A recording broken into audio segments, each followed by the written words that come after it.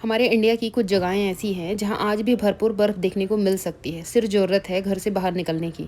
यहाँ की सड़कों पर गाड़ियों का टायर अपने आप फिसलने लगते हैं और हाँ, भारी भारी ट्रैफिक जाम लगना तो यहाँ नॉर्मल सी बात है। अपने घर से इतना दूर आकर लोगों को क्या ही मिलता होगा, ये स्नोफॉल। जी हाँ, ये स्नोफॉल देखने के लिए ही लोग कश्मीर आना पसंद करते हैं।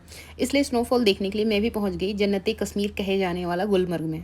गुलमर्ग के नाम का मतलब होता है मिडो ऑफ फ्लावर्स, बट इसके नाम के जस्ट अपोजिट यहाँ पे मोस्टली टूरिस्ट विंटर्स में ही आते हैं, वो भी इतने ज़्यादा कि ये इंडिया का सबसे पॉपुलर स्नो डेस्टिनेशन है। और इसकी पॉपुलैरिटी का एक रीज़न और है कि गुलमर्ग गंडोला, जो कि वर्ल्ड के हाईएस्ट गंडोला में से एक है।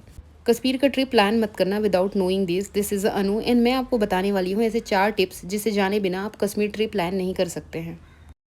फर्स्ट, वेदर चेक, क्योंकि कश्मीर का वेदर जो है काफ़ी अनप्रडिक्टेबल है, स्पेशली विंटर्स में। सो ट्रिप प्लान करने से पहले please check the weather forecast. Second, make your booking in advance, क्योंकि बिजी सीजन्स में होटल और गुलमर्ग गंडोला दोनों जो होती है फुली बुकड होते हैं। थर्ड, ऑलवेज कैरी कैश, क्योंकि कश्मीर के रिमोट एरिया में यूपीआई या कार्ड पेमेंट हर जगह पॉसिबल नहीं है। तो अगर आप कैश नहीं कैरी करेंगे ना, तो ऐसी एरिया में जो होती है बहुत ही दिक्कत होने वाला है, क्योंकि यूपीआई या कार्ड पेमेंट तो पॉसिबल नहीं है, क्योंकि वहाँ पे ना नेटवर्क भी नहीं होता है कहीं कहीं पे। Last but not the less, आप जिस भी स्टेट से आ रहे हो, आप कोई सा भी सिम यूज़ कर रहे हो, जैसे आप पठानकोट क्रॉस करोगे और जम्मू के बॉर्डर में एंट्री करोगे ना, आपका जो सिम है वो काम करना बंद कर देगा। आपके फ़ोन से नेटवर्क गायब हो जाएगा और आप जो है ना तो कॉलिंग कर पाएंगे और ना ही नेट यूज़ कर सकते हैं। इसके लिए सोल्यूशन ये है कि आप जो है एक लोकल सिम ले लो, जिसका जो नेटवर्क है वो जम्मू कश्मीर से लेकर लद्दाख तक काम करेगा। ये जो सिम है वो किसी भी लोकल शॉप में 50 रुपीज़ या 100 रुपीज़ में मिल जाएगा, और इसमें जो भी आपको रिचार्ज कराना है वो उसके अकॉर्डिंग जो होती है आप रिचार्ज करवा सकते हो। इसमें दूसरा ऑप्शन ये है कि एक 500 की सिम आती है जिसमें अनलिमिटेड 5G आप यूज़ कर सकते हो, पर मेरे अकॉर्डिंग जो होती है मुझे वो वर्थ इट नहीं लगा। वो इसलिए नहीं लगा क्योंकि हर जगह पे आपको 5G नेटवर्क मिलेगा नहीं, और 5G नेटवर्क मिलना नहीं है मतलब अनलिमिटेड यूज़ नहीं कर सकते आप। बहुत सारी ऐसी रिमोट एरिया है जहाँ पे तो 5G छोड़ो, आपको 4G, आपको नॉर्मल कॉलिंग करने के लिए भी नहीं मिलेगा, नेटवर्क तो दूर की बात है। तो ये जो होती है वर्थ इट है नहीं। अब जब आप कश्मीर घूमने आ ही गए हो तो गुलमर्ग जाने का प्लान तो बनाया ही होगा ना। आपको पता है श्रीनगर से गुलमर्ग मात्र 220 रुपये में कैसे जा सकते हो? नहीं पता ना, तो चलो मैं बताती हूँ। सबसे पहले जो होती है आपको अपने रूम से जल्दी उठकर जाना है डल गेट, जहाँ से आपको बस पकड़ के जाना है बाटा मालू या फिर मंडी बस स्टैंड के लिए। यहाँ से आपके पास ना गुलमर्ग पहुँचने के 2 तरीके हैं। डल गेट से जो है 20 रुपये में बाटा मालू की बस पकड़ लो, और बाटा मालू जाके ना वहाँ से आपको गुलमर्ग जाने के लिए 250 रुपये की शेयरिंग टैक्सी मिल जाएगी। या फिर डल गेट से 30 रुपये में मंडी बस स्टैंड के लिए बस पकड़ लो, और मंडी बस स्टैंड से टर्नमर्ग जाने के लिए ओनली 100 रुपीज़ में शेयरिंग टैक्सी मिल जाएगी। और वहाँ पे टर्नमर्ग पहुँचने के बाद जो होती है आपको गुलमर्ग जाने के लिए थोड़ा सा वेट करना पड़ेगा। अगर कोई शेयरिंग टैक्सी से जा रहा है ना, तो वहाँ पे 100 रुपीज़ पर पर्सन के हिसाब से उन लोग गुलमर्ग छोड़ देते हैं, तो वहाँ पे भी 100 रुपीज़ में शेयरिंग टैक्सी ले सकते हो आप। अगर आप रेंटेड कार लेना चाहते हो ना, तो उसका जो चार्जेस है ना 2500 से 3500 के बीच में है। उसमें आप थोड़ी सी बार्गेनिंग कर सकते हो।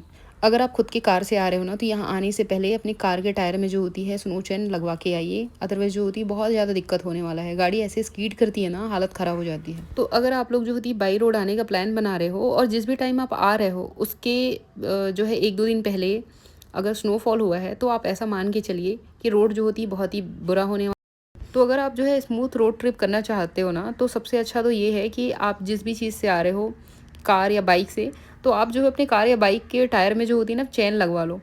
चेन लगवाने से ना सारी प्रॉब्लम ही ख़त्म हो जाएगी, क्योंकि इस गाड़ी जो होती है ना उतनी स्किड नहीं करती है, मतलब स्नो में भी स्मूथली आप जो होती है ड्राइव कर सकते हो। और ये जो स्नो चेन है ना, वो श्रीनगर के किसी भी लोकल मार्केट में या सोनमर्ग की किसी भी लोकल मार्केट में, या अगर आप गुलमर्ग जा रहे हो तो गुलमर्ग ऊपर जाने से पहले जो नीचे मार्केट है ना, वहाँ ईजिली मिल जाएगा।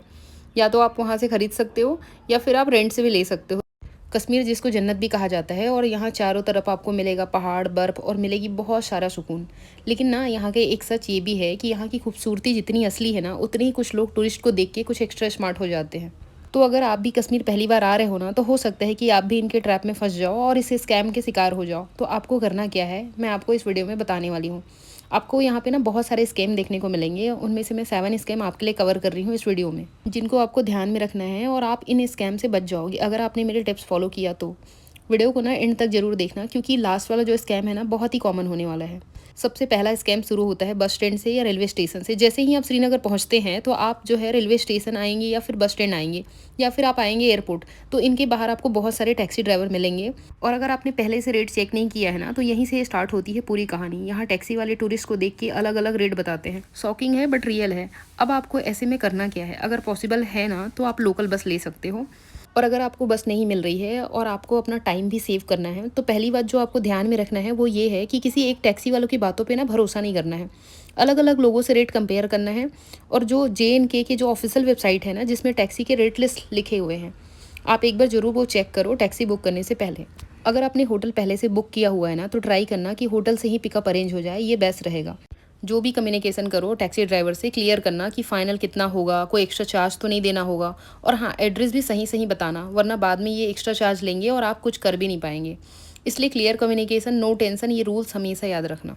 नेक्स्ट स्कैम की हम जो बात करेंगे वो है होटल बुकिंग का स्कैम। तो होटल बुक करते टाइम जो होती है ना, बहुत सारे स्कैम होते हैं। आप ये ना ज़रूर ध्यान में रखना। स्पेशली पीक सीजन में एक और चीज़ होती है कि जो ऑनलाइन फ़ोटोज़ होते हैं ना, वो बहुत ही लग्जरी दिखाते हैं, और जो रूम की ग्राउंड रियलिटी होती है ना, बहुत ही एवरेज होती है।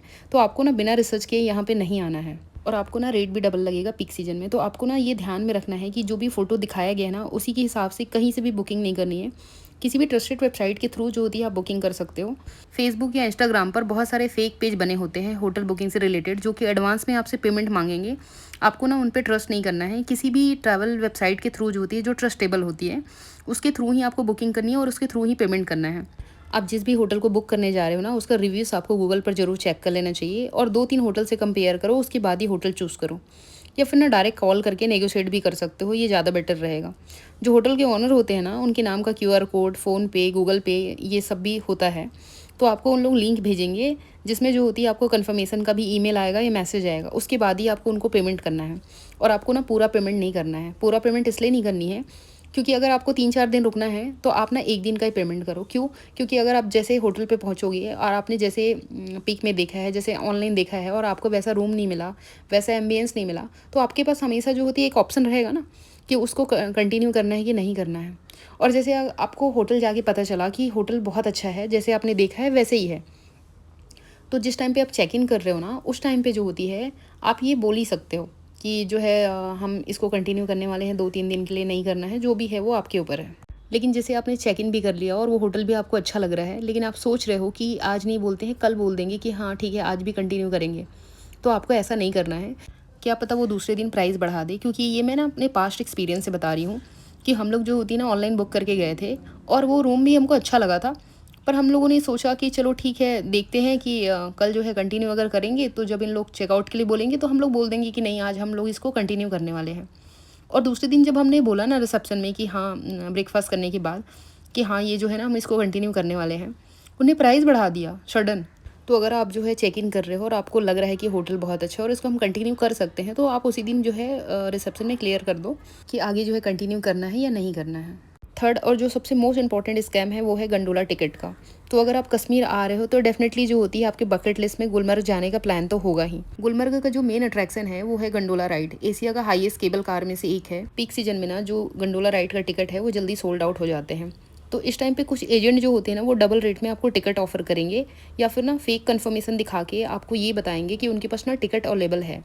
आपको ये सब स्कैम में नहीं पड़ना है। अच्छा रहेगा कि टिकट एडवांस में बुक करके जाना। गंडोला टिकट बुक करने का जो प्रोसेस है वो बहुत ही सिंपल है। ध्यान से जो है ना, पहले से टिकट बुक करके जाना, वरना ये जो फालतू के स्कैम है ना, उसमें आप फंस जाओगे। बिना मतलब के पैसा और टाइम दोनों वेस्ट होने वाला है। और जो सबसे मोस्ट इंपॉर्टेंट चीज़ है ना, वो ये ध्यान रखना है कि सिर्फ ऑफिशियल वेबसाइट से ही टिकट बुकिंग करनी है, और ग्राउंड पर किसी भी एजेंट से टिकट नहीं लेना है। और ID कार्ड जो होती है साथ में लेके जाना, क्योंकि वहाँ पे ID चेक होती है। नेक्स्ट जो स्कैम है ना कश्मीर में, वो है शॉपिंग का, क्योंकि वहाँ की जो फेमस चीज़ें होती है ना, जैसे कि कश्मीरी सॉल, सेफ्रॉन हो गया, इन सब चीज़ों में होती है। इन सब चीज़ों के बारे में हम लोग आज बात करने वाले हैं। वहाँ पे लोग कहेंगे कि ये प्योर पश्मीना है, ओरिजिनल सेफ्रॉन है। ये वर्ड सुनते ही ना टूरिस्ट जो होता है वो इमोशनल हो जाता है। लेकिन आपको समझने वाली बात यह है कि हर एक चीज़ें ओरिजिनल नहीं होती है। फेक पश्मीना और डुप्लीकेट सेफ्रॉन जो होती है बहुत ही कॉमन है। तो आपको जो है इमोशनल नहीं होना है शॉपिंग के नाम पे। आपको कंपैरिजन करना है मल्टीपल शॉप पे। इस स्कैम को अवॉइड करने के लिए जो होती है, एक और काम कर सकते हो। वहाँ पे ना गवर्नमेंट ऑथराइज्ड शॉप है, आप वहाँ से भी शॉपिंग कर सकते हो। अगर आपको सेफ्रॉन खरीदना है ना, तो उसका GI टैग जो होती है वो चेक करो। आपको कहीं पे बहुत ज़्यादा चीप चीज़ें मिल रही है ना, तो जरूरी नहीं कि वो सही चीज़ भी हो। डाउट करो, चेक करो, कंपेरिजन करो, कम्युनिकेशन करो, और उसके बाद ही शॉपिंग करो। चलिए अब बात करते हैं अगले स्कैम की। गुलमर्ग में अगर स्नो है, तो आपको snow dress, boot, gloves, jacket, ये सब कुछ रेंट करने पड़ेंगे। अब यहाँ पे प्रॉब्लम कहाँ से स्टार्ट होती है वो बता रही हूँ। इन लोग पहले बोलते हैं कि 300 रुपये में सब आ जाएगा। बाद में बोलते हैं कि ये सिर्फ बूट्स के लिए था, ड्रेस के लिए अलग से लगेगा, ग्लव्स के लिए अलग से लगेगा। तो 300 रुपये का जो चीज़ है ना, उसको आप 1000 तक पहुँचा देते हैं इन लोग। तो यहाँ पे जो भी आप जो है सामान ले रहे हो ना, पहले जो है क्लियर कम्युनिकेशन करो कि किसके लिए वो कितना चार्ज कर रहा है। इसी तरह से स्लज राइड और स्नो बाइक में भी जो होती है ऐसे स्कैम होते हैं। तो आपको ना करना क्या है कि आपको एक ही बार में पूरे पैकेज जो होती है फाइनल रेट फिक्स करना है। पहले जो होती कंफर्म करना है कि इसमें क्या-क्या इंक्लूडेड है और क्या-क्या नहीं है, उसके बाद ही पेमेंट करना है। नेक्स्ट जो स्कैम है वो पोनी राइड का स्कैम है, जो गुलमर्ग या सोनमर्ग में होता है। यहाँ आपको बोला जाएगा कि आगे आपको जाना है ना तो पोनी लेना पड़ेगा और गाइड भी कंपलसरी है। ऐसा आपको बताया जाएगा कि गाइड के बिना आगे आप बिल्कुल नहीं जा सकते हो। अगर आप इस चीज़ से बिल्कुल भी अवेयर नहीं हो ना, तो आप जो है इनके ट्रैप में बहुत ईज़िली फँसने वाले हो। आपको ऐसा नहीं करना है। रियलिटी में हर जगह कंपलसरी नहीं होता है पोनी लेना या गाइड लेना। कुछ स्पेसिफिक पॉइंट होते हैं जहाँ पे इनकी ज़रूरत पड़ती है, पर हर जगह ऐसा नहीं होता है। यहाँ पे जो इनिशियल पोनी का जो रेट बताते हैं ना, वो 2000 बताते हैं, लेकिन अगर उसमें आप बार्गेनिंग करना आता है आपको ना, तो वो 800 से 1000 रुपीज़ तक आराम से आप ला सकते हो। अब मैं आपको बताने वाली हूँ यहाँ का लास्ट स्कैम, जो बहुत ही सिंपल और कॉमन है। कश्मीर में ट्रेडिशनल ड्रेस पहनकर फ़ोटो क्लिक करवाना यहाँ पे बहुत ही कॉमन है। आपको यहाँ पे बोला जाएगा कि 100 रुपीज़ में फ़ोटो क्लिक करके दे देंगे। जब आप बहुत सारे फ़ोटोज़ क्लिक कर लेंगे, फिर वो आपको बताएंगे कि 100 रुपीज़ पर फ़ोटो था। तो फ़ोटोज़ क्लिक करने से पहले जो होती है, आप ये चीज़ें क्लियर कर लेना कि आपको कितनी फ़ोटोज़ क्लिक करवानी है और उसका चार्ज वो कितना लेंगे। जो सबसे इम्पोर्टेंट टिप देने वाली हूँ वो ये है कि कश्मीर में बार्गेन करना आपका पहला राइट है। डल लेक से लेके शिकारा राइड तक, बोट हाउस में स्टे से लेके शॉपिंग तक, इनफैक्ट जो होती है आपको टैक्सी तक में बार्गेन करना पड़ेगा, नहीं तो इसका डायरेक्ट इम्पैक्ट जो होती है आपके पॉकेट में आने वाला है। आप समझ रहे हो ना मैं क्या कहना चाह रही हूँ।